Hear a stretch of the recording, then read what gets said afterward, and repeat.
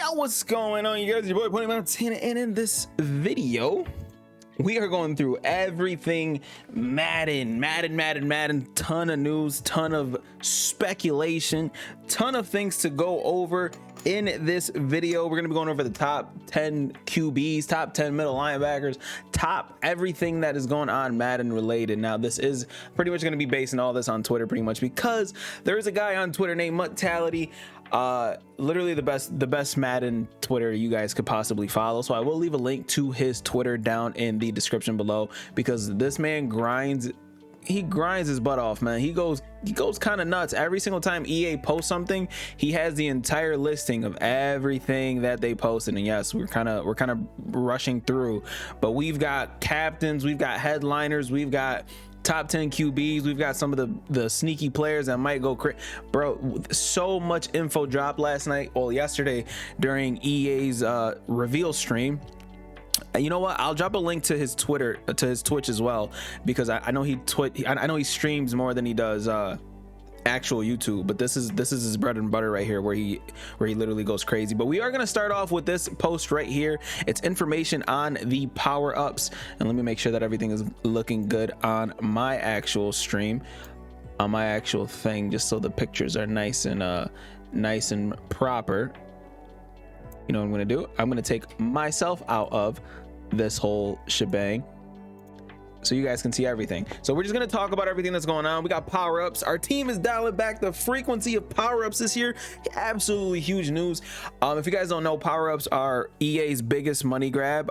There are still going to be power-ups in the game, but they're not going to be on all players, which I don't know if they're just reverting back to how it used to be, where it's like some players had them and some players didn't, depending on, well, that's literally exactly what it sounds like. But them kind of drifting away from power-ups sounds like a good thing, but at the same time, we all know how EA is and how dirty they can play, and kind of like with speed cards, with strategy cards, excuse me.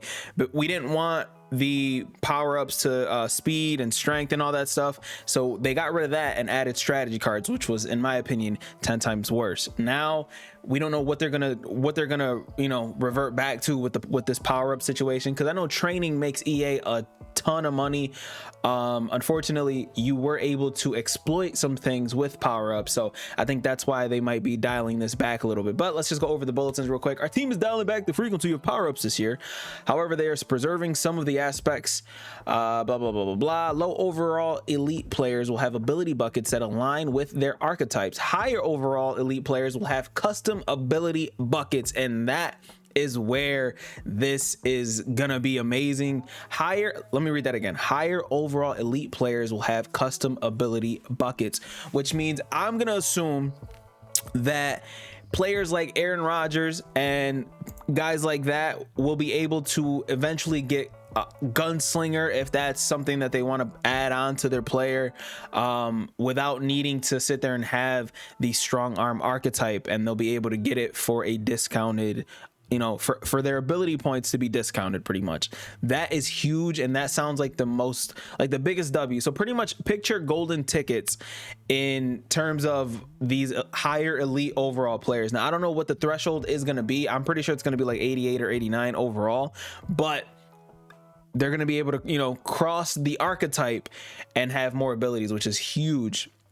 Most elites will have the ability to swap team chemistry. Pretty dope. Most elites will be able to get their secondary positions when applicable. And power-up design will exist in certain programs, like the Legend program will have the power-up. So I think they're just going to be basing it mainly off of that. EA tends to get lazy throughout the end of the year. So that's pretty much where we're at with this power-up situation.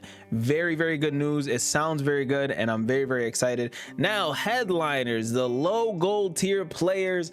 Headliners are, I don't really know if there is a promo from last year that we can kind of compare this to.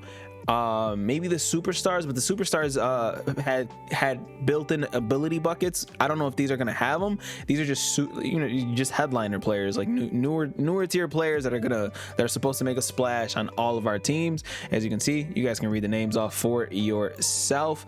We got Darrell Taylor, we got Adam Troutman, we've got Bunga Gunga Akura Nuku, we got Sam Cosmi, Osa, not even gonna try that one, Randall Moore, Mac Wilson, Ben Score, all of these weird names, Kyle Trask, and Grant Delpit. And then another list: Eric Stokes, Rashad Bateman, Trey Lance. Shout out to my boy Earl. Trey Lance is probably gonna have decent speed. We got Joe Tryon, again another one, Joseph No Bloom. These are the lower tier guys, which they're not bad, but they're, at the beginning of the year, they're not gonna be too crazy. Now let's get into the 82s. We got Milton Williams, 77 speed, 81 acceleration, 80 strength, DT for the Philadelphia Eagles. Then we've got John Runyon, left guard. Then we've got Mikael Walker, decent speed middle linebacker. Then we've got James Conner, who I don't like the 79 speed there, honestly. I feel like his speed should be a little bit higher, but I'm not gonna complain too much about it. It's just James Conner. Then we got more 82s. We got Caleb Farley, which is the fastest lower tier overall cornerback in the game from launch. These are all going to be available at launch. So he's at 87 speed. Granted, his zone coverage and his man coverage aren't too hot, but that 87 speed is going to do damage, especially if there's a nice little blitz that we can send off of the edge. Then at wide receiver, we have 84 speed Elijah Moore for 82 overall. 84 speed isn't bad at the beginning of Mutt. And then shout out to my Colts fans, and that's why I said that these guys are kind of remind me of the superstar promo from last year, where Russell Wilson got one, Von Miller got one. They got the built-in ability bucket, which I don't know if you're going to be able to kind of take that off, or if it's required for you to have it if you do want to put your X factor on that player. But we got Kwity Paye, right end for the Colts, 81 speed. That he's going to be a stud, especially if he has good traits. Now, next, but definitely not least, possibly the best card. Nope, this isn't it actually, but we're getting to it. We got Gabriel Davis, Buffalo Bills wide receiver, 85 speed, very, very good speed to start off the game. 86 deep route running, that is good. Now, typically the way that I like to measure off these stats, especially when it starts off the year, the darker the green, the better he will be. So you see how you got the 81, it's got that light green. We got the 86 and the 80, so 85 is pretty much going to be that cross to the next threshold. As you can see, the 84 isn't as dark as the 85, and the darker the green, the more you're gonna get in between. So this is the card that I wanted to talk about. 85 speed Donald Parham Jr., and he's gonna have deep out elite, 86 catching, 85 short route running, horrible run blocking. But if you're looking for one of those guys that can double as a nice little receiver here, this man is 6'8", so look for him to end up getting a golden ticket. I guarantee you he ends up getting a golden ticket. I'm recording this in August, and I'm gonna say he's gonna end up with a golden ticket, because 85 speed, he's only gonna get upgrades from here. So he's going to be another Kyle Pitt pretty much, who's going to go absolutely crazy. Now, next, Divine Diablo. They got him at right outside linebacker, 86 speed, another speedster. 86 speed is very, very good speed. Remember, this is the start of the year. Let's not bash EA for speed stuff unless Tyreek Hill is not faster than that guy. Then we got Carson Wentz, former Colt, so I'm going to give him a little bit of respect. I forgot what ability that is, but he does get his bazooka. 88 throw accuracy, 86 throw power. Again, the darker the green, the better that player will play at the beginning of the year. As long as EA doesn't nerf cards, because we all know how good they are at nerfing things, that's pretty much going to be the case, man. L'Jarius Sneed. Now, I said that the other guy was 87 speed. He was the fastest, but L'Jarius Sneed is 89 overall, which means he is going to go for a decent. He's going to be pricey. He comes with built-in pick artist and whatever X factor that blocks man and zone coverage. Like, he'll be knocking stuff out of everything pretty much. 89 man coverage, very good. 90 jumping, 86 excel, 86 agility, 86 play rec, 86 press. Pretty much 86 is across the board, except for the, you know, the things that are important: man coverage, speed, jumping. And then we've got Joe Mixon, 86 speed, 88 acceleration, 86 agility, 89 carrying, 85 change of direction, 86 truck, 88 break and tackle. Joe Mixon with backfield mismatch. So gonna be a very good card, especially if you're able to get Hot Route Master at the beginning of the year. That's gonna be super tough to go against. And then we've got our captains. Huge. Last year we had small man, what's that guy's name? The small wide receiver. He was like 5'10". Either way, this year we're getting Keyshawn Johnson as a choice. I believe he's 6'5", which is perfect. Larry Kasonka, great fullback. I know his end game card is going to be amazing once he does come out, but this card always does really well. Again, team captains will be able to get any team chem. Then we got Sam Adams, DT, big boy, 78 speed, very decent speed, 88 strength, 88 power move, 87 block shed, 85 play rec. Let me know down in the comment section who you're gonna choose for your team captain.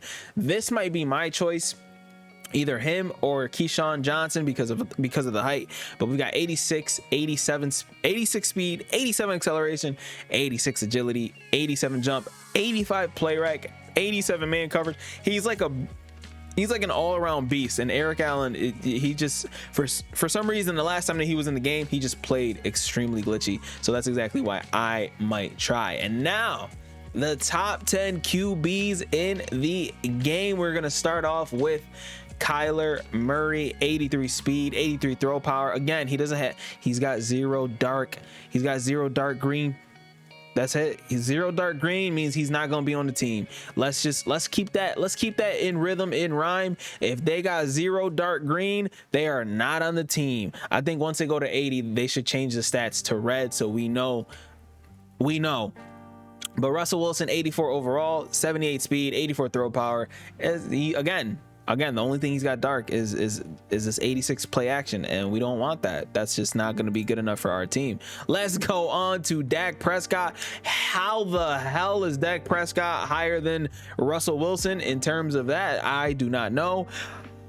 Shambles. EA, you are in shambles. But once again, Dak Prescott is another quarterback who does not have anything dark green, so he will not be making the team. Back up to the other players, we've got Joe Burrow, Joe Cool, whatever you want to call him, 85 throw power, dark green. What that mean? He could be on the team. So we got 85 throw power, 71 speed. They kind of played him on his speed, honestly. 84 short throw accuracy, 84 medium, 83 deep, 82 throw power, 81 run, 79 play action. That is your Joe Burrow card. And then we got Matthew Stafford, gunslinger, pretty much, man. They got him as a field general this year, which is kind of interesting. But again, I don't know if 85 is that threshold for them to cross archetypes, for them to actually be able to pretty much be able to kind of throw as hard as possible with the gunslinger, or whatever ability ends up being in the game with that. But 87 throw power, he's definitely going to be able to cross some type of ability. Then we got Justin Herbert, who's pretty much just an upgrade from Matt Stafford. Matt Stafford's an 85, Justin Herbert's an 86. 87 throw power, 85 throw short, and 85 throw accuracy. 3 dark greens on the team. 3 dark greens, he might be on a team. He might be my day one QB, to be honest with you. But that's neither here nor there. We'll find out once it happens. And then we've got Thomas Edward Brady. He's got 3 dark greens, which means he's got a chance. 86 overall, 85 throw power, 87 short throw accuracy, 84 throw deep, 84 mid, 85 play action, 57 speed. I don't know. I don't know how important speed is going to be at the quarterback position at the beginning of the year. So that's why I'm still leaning towards Herbert, honestly. But we might give Tom Brady a look. And then we got I believe this is our top 3 here. We've got Aaron Rodgers with he might have the best release in the game still. We don't know. Apparently there are going to be more slinger releases in the game, but once that comes out, I'll just make a video and let it be known for you guys. But we got Aaron Rodgers with 8. He's got 1, 2, 3, 4, 5, 6, 7 dark green stats. Day 1, baby. Day 1. 72 speed, enough to get outside the pocket and kind of, maneuver your way up and maybe scramble from time to time. We're not looking to do that, but with these stats, man, we might not even have to. This dude's gonna be slinging it all over the field. And then we've got Patrick Mahomes. I thought he was gonna be number 1, but there is another number 1. But Patrick Mahomes, 78 speed, 87 throw power, 87 short throw accuracy, 84 medium, 84 deep. He's gonna be a stud as long as his throwing animation is better. Patrick Mahomes always gets shafted on it. His throwing animation is by far one of the worst to ever grace the virtual gridiron. So hopefully Patrick Mahomes has a better release. Hopefully. And our number 1 quarterback in Madden 23, starting off Madden Ultimate Team, excuse me, Joshua Allen. 80 speed, 89 throw power. His accuracy is kind of lacking. Throw on the run goes to 89, but 84, 83, 84 throw deep, 84 throw under pressure, 81 play action. I don't know what it's giving me, but it's not giving me day 1 vibes. Aaron Rodgers is looking like the guy to go with. If you guys are planning on snagging any of these players, let me know down in the comment section which one. Team captains as well, man. Those are definitely going to be something that that I kind of want to know who you guys are going with, so I know who I might pick. I don't know who I'm going with yet. The Eric Allen is also a little shorter, so again, I might go with that Keyshawn Johnson because it's Madden and height and speed kills, and that's just the way it goes. Now the headliners field pass. This is something that they're gonna introduce pretty much everything. There's going to be certain objectives with this field pass that you guys are going to be able to rock with to unlock certain players. And I will say this, which is absolutely huge, but it will be kind of showing from things to come. The headliners field pass is free. It's absolutely free. But I think this is opening the door for EA to introduce something where, like a battle pass, like if you're playing Call of Duty and you buy the battle pass to get certain rewards. Like you don't need to buy the battle pass, but you'll end up there's probably going to be a pay option to get better rewards. And I don't blame EA, but at the same time I blame them because they're already charging us a ton for packs to make our team in general. Now I know that you can make a team being no money spent, but it does kind of hinder your grind a little bit. So I hope that this field pass stays free and there's not like a pay option, because people are already paying for packs, and that's you're getting great players from packs in general. So I mean, who knows? Everything sounds like a dub so far that I'm hearing, but I hope that this just doesn't lead to a pay to win aspect more so than it already is. I am for the people, if you guys don't know. All right, next, Mutt Master. This is info on the Mutt Master. I don't know if you guys know this, but it's a part of the field pass. The season pass will contain a lot of objectives similar to how you'd grind for Mutt Master. Season field pass will feature player rewards. 5 will be available in season 1. Head-to-head field pass will feature player rewards. Player reward will update every 2 weeks. Now, I don't know if they mean it will update in terms of there's going to be new players every 2 weeks, or if you're going to be able to upgrade that player, because I know we had the Junior Seau, the Devin Hester, who else did we have? We ended up getting the Davenport and someone else, I believe, the Casillas at the end of the year. But those players ended up, the Devin Hester mainly and the Junior Seau, like those players ended up pretty much not being able to be used afterwards. So I personally like the Mutt Master grind. I personally like being able to have one of the best players in the game and them just having to update them as the Mutt ecosystem evolves. They upgrade that player as well. But I think that Mutt Master should be somebody that we should be able to create with obviously limited, with limited stats and limited attributes and stuff like that. I think that's what the Mutt Master should be. Unfortunately, they're changing it. Let me know what you guys think about this as well, because I just don't know where they're planning on taking it. But again, it doesn't sound bad because we're more players. Listen, the more players, the better. But as long as they're introducing them in time, like they introduced like Darrelle Revis super late. They introduced Joey Porter super late in the year. I think Darrelle Revis had one of the bow nose cards, so I guess that wasn't too late. But again, it's just they take too long to pump out the content, so maybe this will just kind of help that process a little bit further along. And it definitely it's supposed to be the Mutt Master, so again, it should be a little hard to acquire, and it should be fun to acquire. But having 5 players, I guess I just don't want to be able to have to choose between 5 and then not be able to grind the other ones. Let me know what you guys think. And I believe that is it. Shout out to Mortality for always grinding, man, and posting this on his Twitter, because the dude grinds, bro. Like, he does a lot. But that's pretty much it for all your Madden news. If you guys don't know, the MCS news is coming out on August 8th. These were words from RG himself.